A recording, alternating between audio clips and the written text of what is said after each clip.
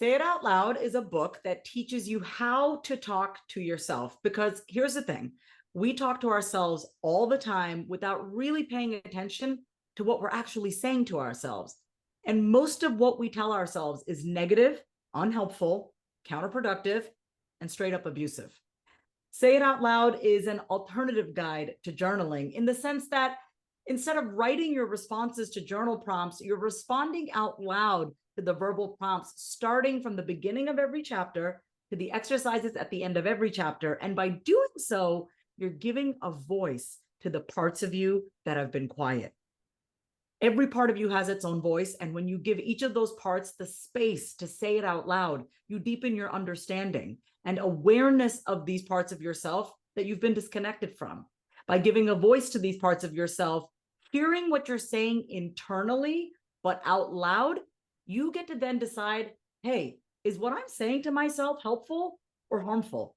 Is it getting me closer to or farther away from what I want? And most importantly, would I ever let anyone talk like this to a young child or my best friend? Number one, start in the privacy of your own home or in your car or even in the shower if you can. So let's say you have a long day ahead of you, right? Instead of stewing in your brain all the things you need to do and keeping it up here and just cluttering up your mind and feeling overwhelmed or just ignoring your to-do list, ask yourself out loud, okay, what is the most important thing for me to focus on today? Or what would make today a super fulfilling and productive day for me? What do I need to get done? So even a simple way to start is checking in with yourself in the morning or after a long day and just asking yourself, how am I feeling right now? This is a great way to start acknowledging you and your internal landscape using the power of your voice. So that's number one, start in the privacy of your own home and just start by asking yourself really simple check-ins. Number two is my favorite. It's playing with your voice, right? So do you ever notice how some tones of voice make you a little anxious while some have the power to soothe you or make you feel comfortable?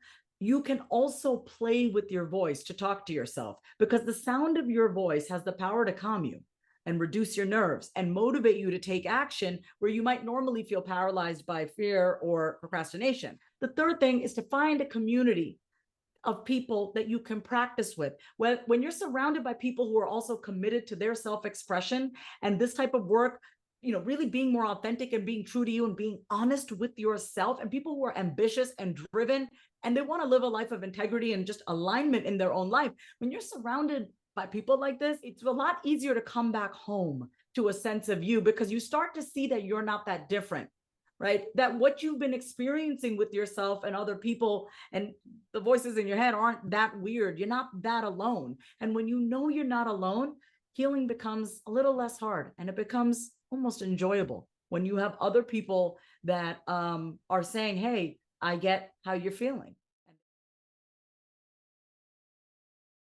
What I really want my readers to just really take away from my book is that your voice, when used with intention, kindness, and for the purposes of creating curiosity and safety within, can fundamentally alter the trajectory of your life. And life is way too short to silence the best parts of you. It's time to say it out loud.